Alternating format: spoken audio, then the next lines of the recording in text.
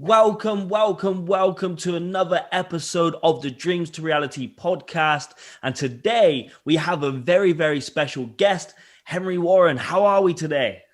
I'm very good. A little bit tired. My 4-year-old decided to join me in bed at 4 o'clock this morning. Other than that, I am good. I have my coffee. So I imagine by the middle of this conversation, we'll just pick a sentence together. Plus you was up for the school run as well. How is the school run in lockdown going for you? Well, there's less people there. Yeah, it's okay. It's okay. I mean, I think we just have to get through this horrific phase, don't we? Yeah, how have you been impacted by everything with lockdown and coronavirus? Even I guess started a year ago. How have you been impacted? Yeah, so I mean, fortunately, all family members are safe and well, and my heart goes out to those that have been really impacted in terms of their health. So, I mean, I do a number of different things. My business out in South Africa, we had to pull a whole load of people out of Cape Town, sent them pretty much to the four corners of the earth to make sure that they were safe. Yeah, lots of kind of business ramifications, but I think family, broadly speaking, are all okay. Okay, good. So just say, Henry, you're on holiday and you start talking to somebody and they say, oh, Henry, what do you do? How would you explain what you do? What is your main businesses? What is your focus now? Tell me a bit more about that. Well, when people ask me that, I tend to normally dodge that conversation because I have a very succinct answer to it. And so I end up waffling. So I'll try not to do that here.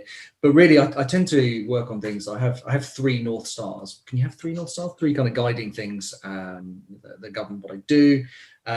Everything involves some form of education, innovation, and technology. So most of the things that I'm involved in are those. So I'm spending most of my time split in 3 directions, I think, at the moment. The first is I have a business out in South Africa called Watobi. This is around using mobile phones to address the large-scale systemic problems that we have in education across the continent. I then have a charity, which is the Turn On the Subtitles campaign, which I'm sure we'll talk about in a bit.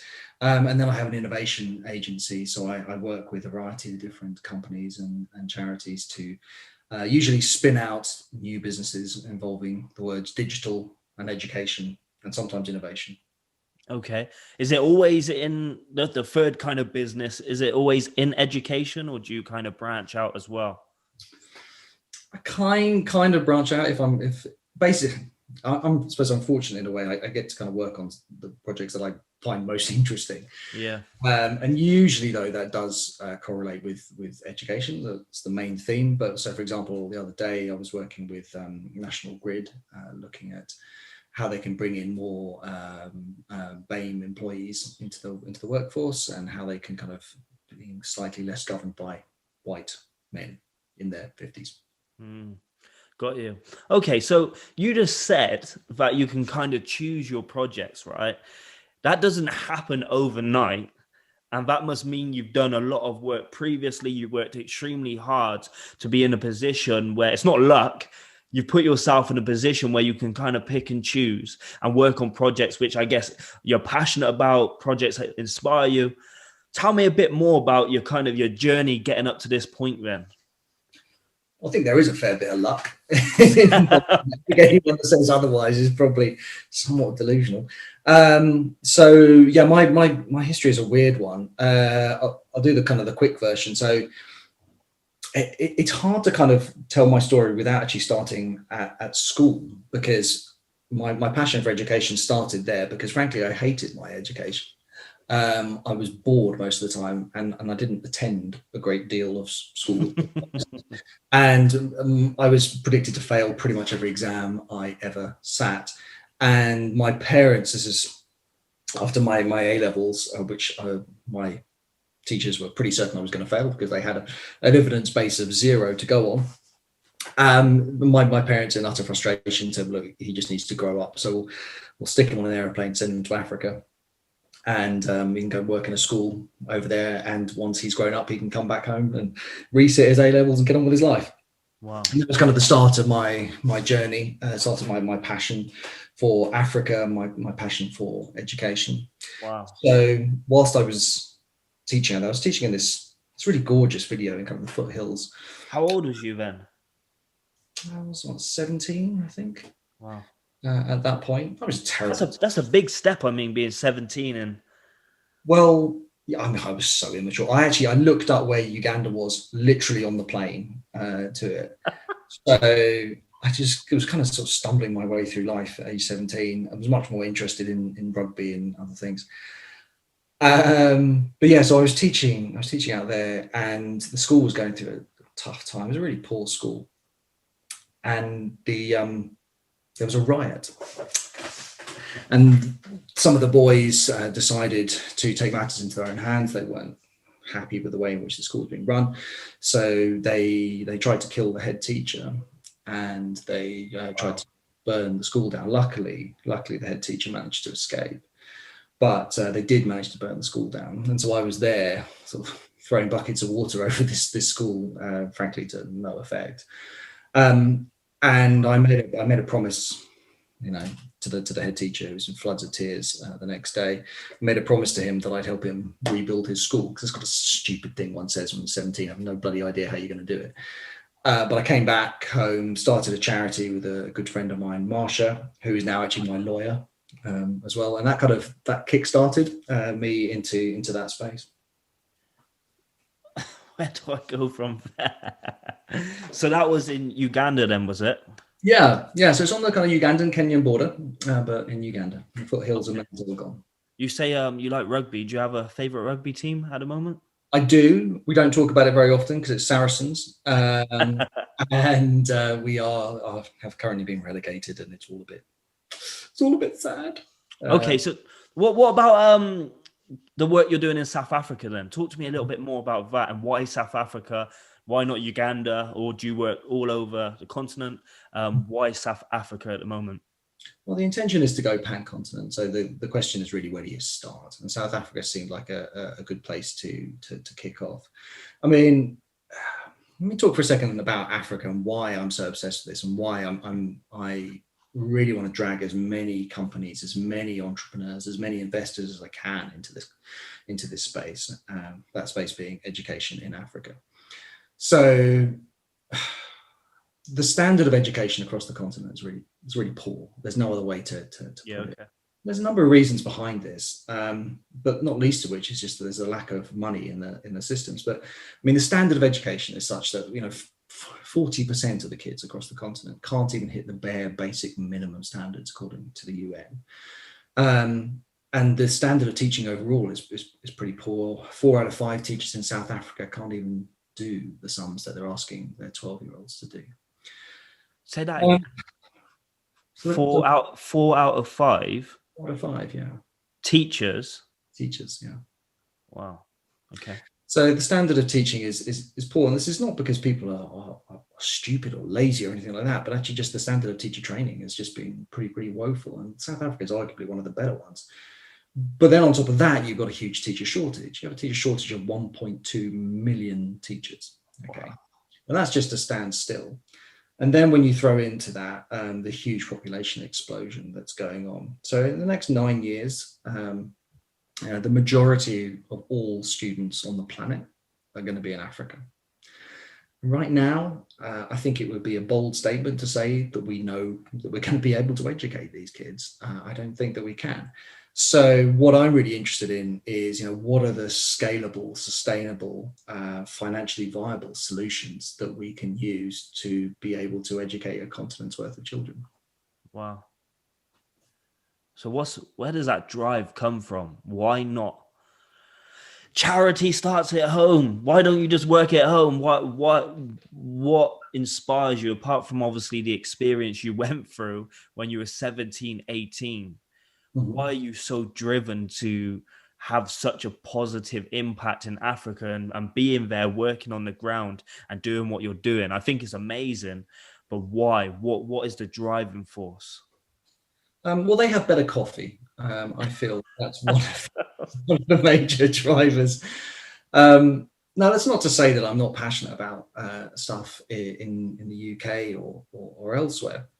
And I do, I sit on the board of various different organisations, including one fabulous grant-making trust, and we do a lot of stuff in the UK. But I think if you look at education globally, right, and you look at where the really big problem is, I think it's there. I also think it's something that is surmountable, and I just hope that I can make a little bit of a difference. Okay, amazing. Right, talk to me then, because this is where this is something which really captured my attention, and I've kind of been trialing it over the last week, and I can actually see how it can have an impact. Right, TOTS, turn on the subtitles. For me, I think it's such a simple idea, but kind of right in your face. But it's so, I don't know. I couldn't get my head around it. It's like, really? And then obviously you got kind of the research behind it as well. Talk to me a bit more about. You said it's a charity. Talk to me about that. Where did it come about? Yeah, just tell me more. I'm fascinated by it. So I'd love to be able to take credit for the idea. I absolutely cannot. So all of this starts with a did you know? And in this case, it's did you know that if you put subtitles on children's TV programs, it dramatically improves their literacy? It's as simple as that. And when you stop and think about it, well, of course, that's just blindingly obvious. And the phrase that I hear again and again is it's a no-brainer. But about 2 years ago, right, I got this. I got an email from a really good friend of mine. I've known him for coming up to 20 years, which is rather terrifying. Ollie Barra, and he's a dear friend of mine, and we've done a bunch of different things together over the years. So we set up rally races across Europe in fancy dress. I think we still own the Guinness World Record for the most number of sumo wrestlers in a foot race. We gave away hundreds of thousands of pounds to children to run enterprise projects to teach them about entrepreneurship. We've done a bunch of different things in the past, sometimes together, sometimes separately. But every now and again, I get an email from Ol, and I kind of open these emails with a equal parts excitement and trepidation, because you just kind of know, this is going to take over my life for the next few months or years, and this one was no exception to that. So in this email, there was a link to a Guardian article. It's only like a couple of paragraphs long, and in it quite simply just said there's some research that's been done that shows that if you put subtitles on kids' TV programs, it improves their literacy. I was like, that's kind of interesting. And I was reading it quite late at night. And one of the guys that was cited in this was this professor in Hawaii. I thought, wow, it's late at night here. It's probably a reasonable time there. I'll just call him. So I rang this somewhat bemused professor in Hawaii and proceeded to grill him for about an hour. And he was incredibly patient with me, really lovely guy. By the end of that hour, I was kind of hooked. Oh my God, if this is right, this makes a huge difference. It's not just like a trivial difference. This is like big. So he said, go talk to this guy called Bridge Gathari, who has since become a really dear friend. So Bridge is, he works at the University of California, Berkeley. And so I was trying to track this guy, Bridge, down, because he's like the leading light in this space. Couldn't find this dude anywhere. Could not find him. Eventually tracked him down to a village in India. And over a really bad line, I spoke to him. And it was kind of hard to understand each other. But basically, I said to him, I was like, this is kind of interesting. Can you send me all the research? And that's a sort of stupid thing one says without really thinking it through. And because then I just got this absolute ton of data. And it was that point that I realized that I'm not bright enough to be an academic, and I haven't got a clue. I can't tell the difference between good and bad research. So Ollie and I then went to Dame Julia Cleverden, who is the chair of the National Literacy Trust, and said, could you guys take a look at this and tell us whether this is rubbish? And so they took it, went away for 6 weeks or so, and came back and said, dear God, this is incredible, right? This doesn't just have a small impact. In fact, this doubles the chance of a child leaving school as functionally literate. Doubles it.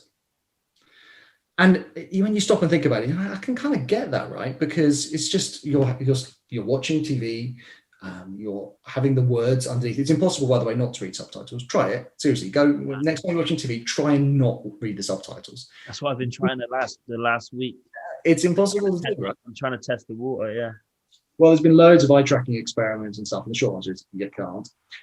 So anyway, you've got kids being read along to and being able to correlate the words with the sounds, etc. So it kind of makes sense. So now Ollie and I are on a mission to try and get subtitles turned on by default for kids TV across the world. Wow. How do you start that mission? Where do you go? Do you go to the top, just straight to the top, or what? Well, we had no bloody idea, to be honest. We thought, well, I don't know anything about television. Never worked in television in my life. And to be honest, I don't really have any discernible skills. I have a reasonably good address book. I think that's pretty much my only skill. So what Ollie and I thought we would do would be, we worked with National Literacy Trust and a couple of others and package together all this data and try and make it so it was kind of digestible, because it was reams and reams of it. And we thought, well, we'll just lob it over the fence to the broadcasters and see what happens. Yeah. And with a bit of luck, they'll take it and run with it. And that was coming up to 18 months or so ago. And it kind of blew up. So it's now the world's largest literacy project. So it's impacting about 322 million kids now around the world. Wow, that's incredible. So how can we, when I say we, people in education, how can we do more to kind of push TOTS? How can we push it? Because obviously I was only aware of it last week, essentially, when GCSE Pod mentioned it. And I know you done a tweet, or you also posted on LinkedIn about them putting on subtitles and the impact that can have. But then also there's a lot of schools, right? I think even on Twitter, for example, there's only 20% of teachers on Twitter. So how can we get it into kind of nearly every single school? How can we as a collective build awareness for just turning on the subtitles?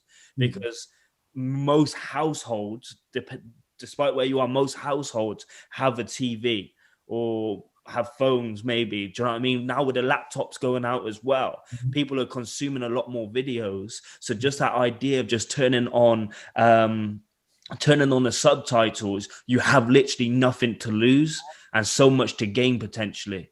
So how can we spread it? How can me or just somebody else, or a CEO of a trust, how can we start to really, really push it? Okay. Well, there are three parts to the campaign. Perhaps I'll come on to the other two in a bit. But the third part of it is this PR campaign that we're doing. Now, I mean, to add to the long list of things that I know nothing about, PR is right up there. So I was wondering, trying to answer exactly that question. How do you get the message out? Because there's a whole lot of stuff they're doing on a kind of a policy level and working with the broadcasters, and I'll perhaps come on to that. But in terms of kind of getting the message out, so I was trying to work out who would be the best spokesperson to do this. So I just emailed Stephen Fry and said, this is kind of interesting. Would you like to help? Thinking he's never going to get back to me. And he did. And he said, yeah, love to help. So Stephen has become our kind of main ambassador, one of our main ambassadors. And that emboldened me. I thought, well, maybe I should write to some other people and see who else will do this. And so now we have Sandy Toksvig has very kindly joined us. She's utterly lovely. And we also have Rachel Riley from Countdown, and Philip Schofield. Wow. And Sally Hawkins as well, the Hollywood actress, along with Floella Benjamin, Baroness Benjamin, and a bunch of others. So what we're doing towards the end of Feb, we're going to be doing like a big PR push. And so we're going to be going out to all schools, so all head teachers, all governors, with a really simple message that's going to come from Steve and is going to come from Sandy. And it's really just to say, look, just tell your parents to do this. Send it out via your parent comms. You can use our messaging if you want. We'll give you a nice video. We'll give you, some nice, some pictures, some text, whatever. Or just frankly, tell them. Do it however you want. It's a really simple message. We're not selling anything. You don't have to go to our website. Just turn on the subtitles. And the great news is it's really simple to do on pretty much every platform. It's completely free. It's arguably the best 10 seconds you're ever going to spend as a parent, the most impactful. Is there options on TV? I don't even know. It's because every single time we kind of put something on Netflix, whether it's watching Soul or something on Disney, Frozen, for example, we have to manually kind of put the subtitles on. I'm sure there's probably options where you can do it automatically. Um, Also, do you think there's going to be an element of habit as well? Because we've spent a lifetime, for example, not having subtitles on. I guess we have to work on the kind of the habit of just always remembering to do it, I guess. Well, here's the good news. You don't have to remember to do it. You have to do it once. Okay. So if you go onto your settings within Netflix, you literally on the profile, turn it on, and it'll be there, and it'll be there in perpetuity. And in fact, you might well find that your settings, your children's settings, already have that, because Netflix are, thanks to TOTS, running a global pilot on this to look at exactly that. So if suddenly miraculously you found your subtitles are on and you're kind of wondering why, that's why. But I mean, to your point around us having to get used to it, actually, I don't know, because I mean, 40% of kids already watch BBC iPlayer with subtitles on. 40%, right? And the GCSE pod trial, and by the way, I can't speak highly enough of the guys at GCSE pod. They've just been fabulous. They've totally embraced this. They've been helping us with the research. Just amazing, amazing guys. Some of the research that they've been doing, which we'll talk about publicly soon, around looking at the impact of subtitles and whether kids actually care about the user experience implications. The short version is they don't even notice. So it's like putting vegetables into a meal, and the kids don't even notice, and they're getting all the benefits out of it. So what are being completely naive and ignorant, I know the answer, but what is the benefit of being able to read and write? What opportunities does that provide? For me, I'm heavily dyslexic, and up until the age of about 20, I never took it serious. I mean, now I've got a big bookshelf.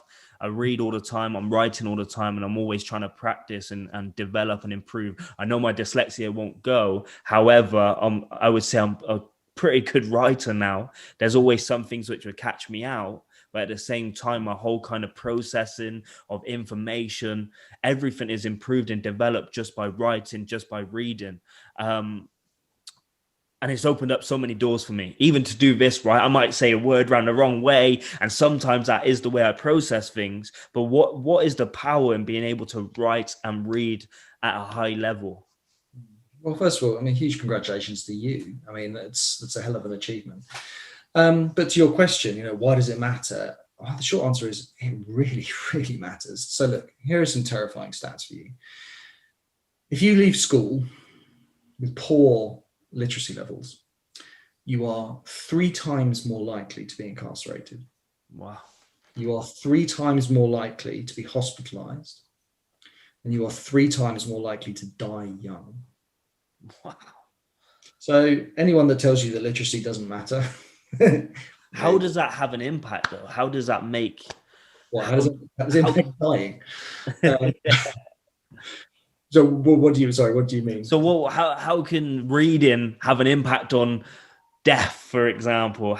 Or I guess I understand going to prison, but what about going to hospital? How does that kind of correlate? How does that link together? Well, there's a whole stuff around here around causation versus correlation, but ultimately it's about the life chances that you're open to. I mean, there are very, very few jobs that you can get that don't require some level of literacy. Yeah. In fact, there's a wonderful TV program that Sandy did called, oh God, I can't remember what it's called now. It'll come to me. It's on Channel 4. It's like a 2 to 4 part, I think, series about people with very heavy dyslexia, and the impact that it had on their life, and trying to train them around it. I mean, look, but the impact it does have is profound. But here's a really scary stats. We think of those numbers like, okay, it has a really bad impact, right? Well, that can't affect too many people, right? Well, actually, it's a lot of people. So, of those within the poorest demographics in the UK, 45% of them fall within that. 45% of them will leave school with poor literacy levels. So this is a really prescient issue, and something that inspires me, man. It's resolve. something. It's just something I'm so passionate about, especially because I've seen it firsthand for myself and growing up and my friends and stuff. And I was kind of one of the first to pick up a book, and a few others now read. And there's quite a few in and out of prison, but they're just turning their lives around, going back to college, trying to get their English and doing stuff like that as well. And of course, I work with some of the most kind of vulnerable children in teenagers within the UK. And I just think this whole idea of really pushing this idea of reading and writing and what it can do, and kind of expanding your mind to all different possibilities. Because I always get annoyed, because I was that person. Actually, I was in university, and that was the first time I really I only got found out in university that I was dyslexic. And the guy said to me I was at like a level of a year 9 student when I had the test. But I remember I was in uni, and I thought maybe I've had too many hits in my head in American football, because none of this stuff is making sense to me, especially as you said, the academic kind of writing and the papers. I thought, no way. But it was actually my teacher she's called Dr. Harriet Shaw at University West of England, and she is also dyslexic, and she was the one who picked it up for me. And obviously when I first heard it, I thought, I'm stupid, I can't do this, there's no point finishing. And then I started to obviously look at people who have done amazing things, and I think, wow, if she can sit there for years and do a PhD, maybe I could get my degree. Well, it's an excuse. I don't think anyone can or should be left behind. And I mean, I'm dyslexic too. And for me, it was about finding the tools, the systems, the processes to be able to work around my weaknesses. You'll never see me write anything down with a pen or paper, or at least not that, I mean, because no one can read it. I mean, it's totally illegible. And it amuses my 9-year-old daughter no end when I do. I won't write birthday cards or anything like that. I type everything, and Grammarly is my savior. Like, it would be totally, it wouldn't make any sense. But I just think in this day and age, right, I don't think there should be any man, woman, or child that's frankly left behind by education. It just seems just ridiculous in the 21st century that we can't find a way to educate everyone. I mean, the whole system is geared up to cater to a model that just doesn't really exist anymore. And I think it is time for some fairly large systemic change. I just think that the work you're doing, I don't know how often you get told it, and I don't want to blow smoke, but I just want to say that the work you are doing is literally unreal, and you've got such a purpose behind it, and it just appears that you're just working so hard. And I think, I just think it's amazing what you're doing. So if say how do you know when this is a success? How do you know when this is a success? I'm talking about TOTS now. Well, first of all, thanks, very kind of you, and it's not just me doing any of these things at all. So how do we know that it's going to be successful? Look, there's kind of 3 parts to the campaign. Well, look, the headline answer is when this is available to 1.5 billion kids. That's the headline. But how do we actually get there? So there's kind of 3 parts to the campaign. So the first is the political side of it. So where necessary, putting this into legislation. So we've already got it into legislation in India. So by 2025, the 50% of all content will have subtitles on by default. That's all linear content. So what you think of as TV, right? In the UK, we're hoping to do the same. So the Prime Minister Boris Johnson came out and backed this in December of 2020, and is currently sitting with the Department of Education and the Department of Culture, Media and Sport. And what we're trying to do is push this as fast as we can. Quietly confident there. The second piece is the conversations that we have with the broadcasters. So as I said earlier, Netflix have taken it and run with it. So they're doing a global pilot. We're in conversation with the BBC, Amazon Prime, Disney Plus, Viacom, ITV, who have I missed? basically all of these guys that are moving at varying levels of speed. But what we're trying to do is just impress upon them the urgency. We've got millions of They kids. will. So that essentially means they will put the subtitles on, so you don't even Well, have to turn them on. subtitles are already there, right? Yeah. So we're not talking about auto subs. Okay, the fairly dreadful ones where you sometimes have on YouTube that will give some quite hilarious responses. We're not talking about those. We're talking about professionally made subtitles. Now, in the most part, those subtitle tracks already exist for accessibility reasons. So really, what we're doing is talking about turning the default switch from off to on. But in doing that, it makes a huge difference. So, I mean, it's pretty much night and day in terms of overall usage, right? So yeah, so we're talking to all of these different guys, and then we've got the big PR campaign as well. But my big challenge with all of this, Cam, is that ultimately broadcasters put everything into three buckets: stuff they are mandated to do, either by the likes of Ofcom or governments. Stuff that impacts the bottom line, because by and large they're businesses, and then there's everything else, and this sits within the everything else bucket, right? And so it's quite hard to push on this. So I start most of my emails with, apologies, it's me again, because honestly, some of these broadcasters hate me, because I email them at least once a week. Where are you? What's going on with this? Have you spoken with this person? Here's some new evidence. But we're getting there. I think begrudgingly, they all get it, and they all want to do it. It's just about making sure that we get this as high enough up the ladder of priorities. Okay. You've got many books in the back. What's your favorite book you've ever read? Oh my God, it's like trying to pick your children. I don't know. What's my favorite book I've ever read? Oh my God, I have no idea. Maybe not the favorite then. Just give me a few of your favorite books. Oh my God, let me just turn around and have a look at it. So this is my business. This is my study, right? So these are just boring business books as well. What's really interesting here that people might, obviously there's The Innovator's Dilemma, which is kind of wonderful. I was really hooked by Nir Eyal. I think that's really interesting. On there, there's The Art of the Start by Guy Kawasaki. I think that's pretty awesome. What else was I reading? Oh, well, there's actually quite pertinent now, sort of rework as well. That's kind of key about how do you actually do remote working properly. It's one of the things that I'm trying to explore is with all the different organizations that I work with.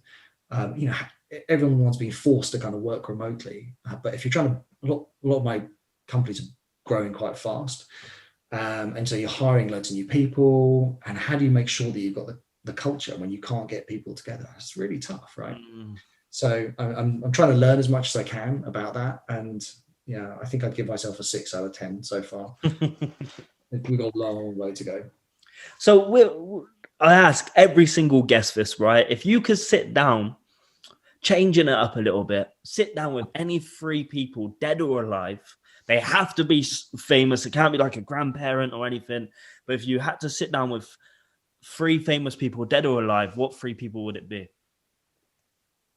Well, you can probably tell from the poster on my wall, probably President Obama would be up there. I've just been watching a video with AOC from AOC. I think she'd be pretty close on there.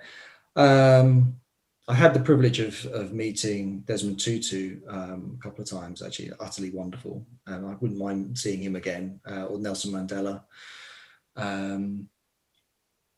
Who else? I think His Highness the Aga Khan is also utterly wonderful.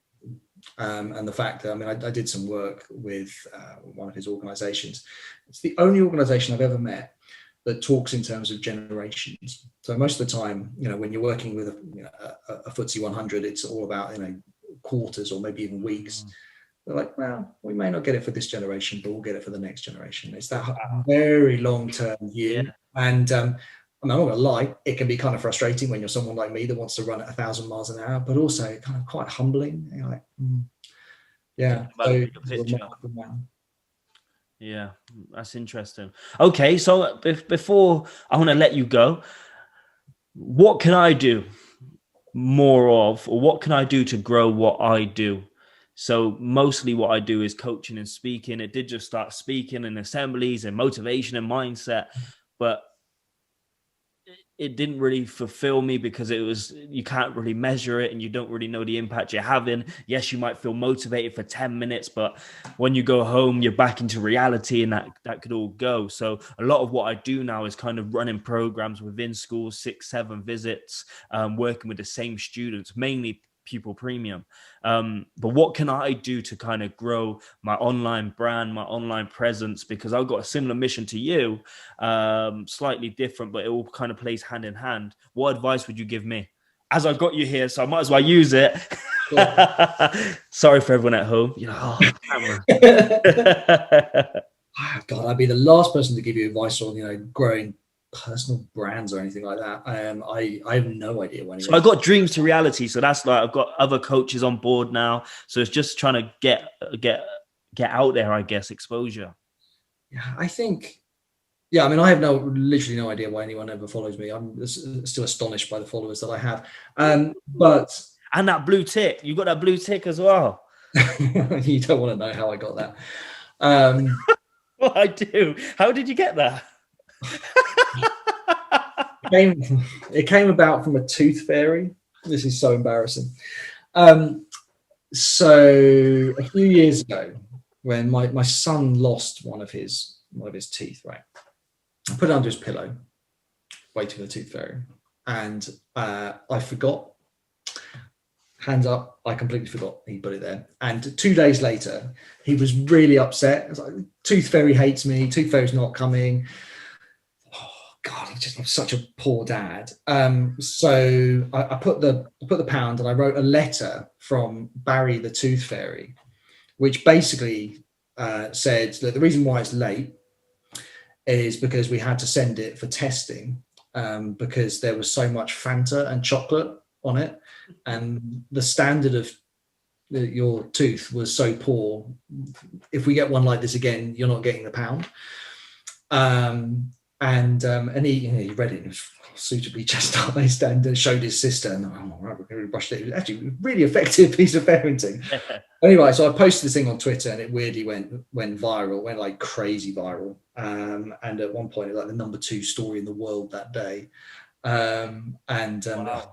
And we ended up doing loads of TV stuff and all sorts of stuff. It was just one of those stupid things that kind of caught the zeitgeist.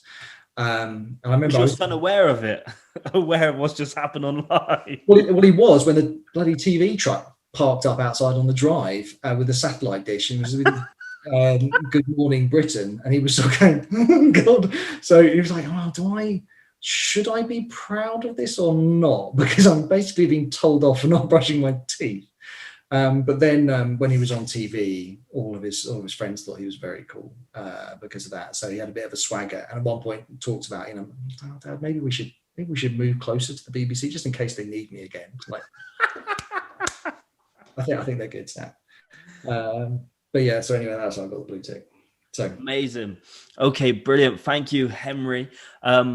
I would say, where can people find you? But what I'll do is I'll just get all your links, your social media following, and I'll put it all in the description below and on the podcast as well. Once again, guys, just Henry, thank you for your time, by the way. It's a pleasure, Cam. I appreciate it. Once again, guys, thank you for following. Make sure you like, comment, and share. Also, if you do not have time to watch a video, there's always the audio version too. And remember, in life, there's 2 tables. You've got one table of excuses, or you got the other table full of results. You can sit on one table, but you can't sit on both. You choose. Anyway, bye-bye.